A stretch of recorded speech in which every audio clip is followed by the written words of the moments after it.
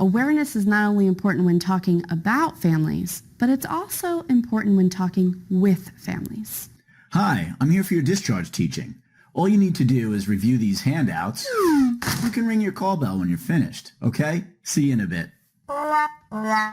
All too often, we leave discharge teaching for the last minute and expect patients and families to retain a ton of information in a short period of time.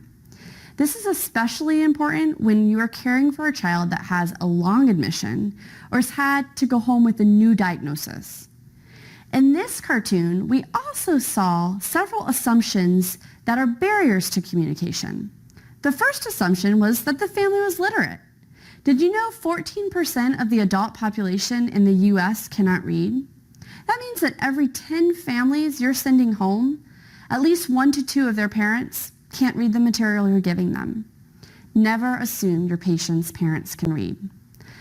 Literacy is not the only thing we assumed related to communication in this scene. We often assume the patient's preferred language is either English or the same as the patient's preferred language. However, this is not always the case. We need to make sure we're clarifying what language each individual family member prefers, especially regarding how we deliver discharge education. And then we must meet the patient's and family's needs related to those language barriers. Let's have a look at a better approach. Hello, Cruz family. Hello. Hola. Okay, I know we started discharge teaching when you were first admitted, but I'm going to wrap up the education just to make sure that you guys feel comfortable with the information today. So let me start by asking a few questions. What is the preferred language that each of you would like to use for learning medical information related to your son's care? English, please. Espanol. Okay, great. Let me arrange an interpreter to sit with us while we go through this information. And before the interpreter arrives, I can grab us an interpreter service phone to use. Okay, what is the preferred way that you would like to receive this education? You're welcome to read it, and then I can be here for questions. But sometimes it's easy if we go over it together instead of just reading it on your own. It would be great if you could review it with us. Sí. Okay, we can review it together and I can explain each topic to you. I can also draw pictures to help explain the topics if this is going to be helpful. Can you tell me what information you've already received? Getting discharge communication right is crucial to patient safety. And in this next clip, you're going to see another example of how effective communication impacts patient safety. Hey John, do you have a minute to check blood with me? Sure, hand it over. I'll just look at it here. Okay. This is for Christopher Mosley. Date of birth is August the 8th, 2010. I have verified we have consent to check blood. These are packed red blood cells, leukoreduced, irradiated. The patient is A positive. The donor is A negative. The unit number is W1234061234877. Expires September 30th, 2017. Now let's go check his ID band and blood band. Oh, yeah, yep, that all sounds good. Verification of blood products is a critical piece of communication as it relates to patient safety. Eliminating identification errors during the blood administration process is a national patient safety goal. The two-person verification process is one of the ways that we ensure proper patient identification when we give blood products. However, it's important that both parties are paying attention during this verification for the safeguard to be effective. One of the ways you can ensure that the second person checking your patient's blood products pays attention is to insist that they read the information to you. This forces them to pay attention to what you're verifying. Let's see how this technique works to ensure patient safety. Hi John, do you have a few moments to check blood with me? Sure, hand it over. I'll just look at it here. Actually, do you have a minute to come to my patient's bedside so we can check the patient's two identifiers? If not, I can find someone else. Okay, let me just make sure someone's listening for my patients. Okay. Do you mind reading the information to me? I just want to confirm the information is correct. Okay, sure. Patient name is Christopher Mosley. His date of birth is August 8th, 2010. You verified you have consent to check blood. These are PRBCs, leukoreduced. As we just saw, paying attention during patient identification is super important. There are also times when communicating immediately is necessary. Hi, are you John Roy's nurse today? Yes, I am.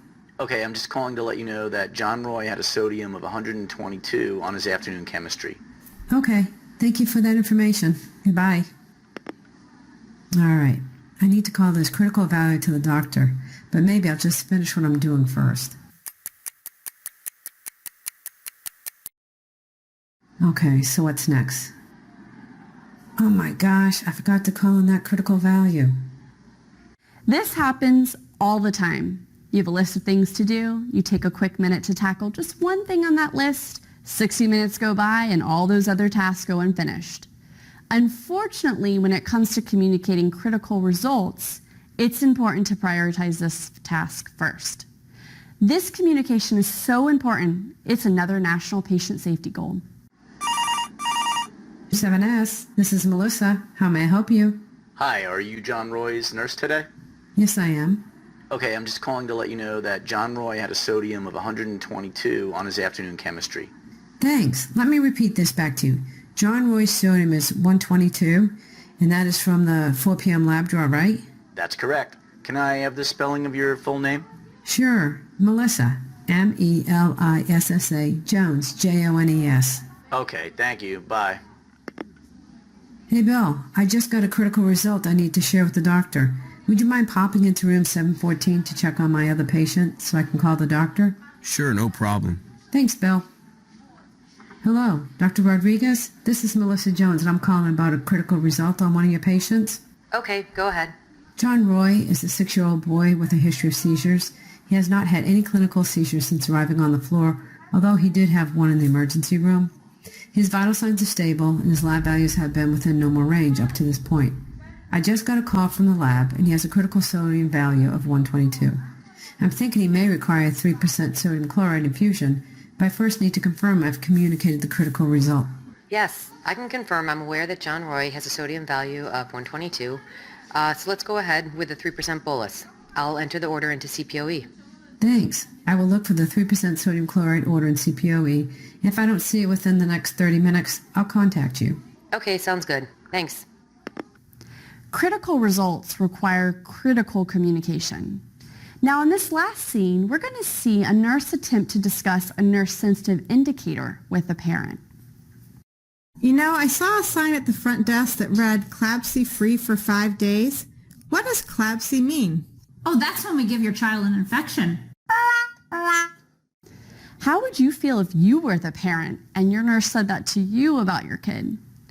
Healthcare is moving towards an environment of transparency, and we are seeing more public reporting of quality metrics, including CLABSI.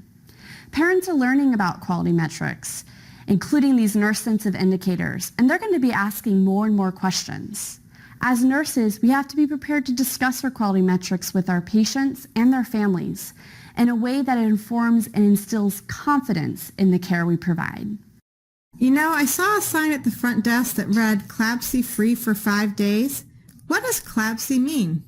Well, CLABSI stands for Central Line Associated Bloodstream Infection. When patients have central lines, they have an increased risk of bacteria getting into the bloodstream. So if that happens, they can get an infection related to their central line. And as nurses, we do our best to prevent these infections from happening. However, if a patient develops of CLABSI, we do a thorough drill down to explore opportunities for improvements in care. We post our CLABSI rates to ensure our families understand how important it is to us that we all work together to prevent them. As you can see, communication can be comical at times, but unfortunately, trying to communicate important information related to patient care is no laughing matter. Ineffective communication can negatively impact our pediatric patients and can be destructive to our teamwork. We can overcome ineffective communication by deploying various techniques we've seen today. And remember, the best way to overcome ineffective communication in the workplace is to model the correct behavior. Thanks for joining me for this model.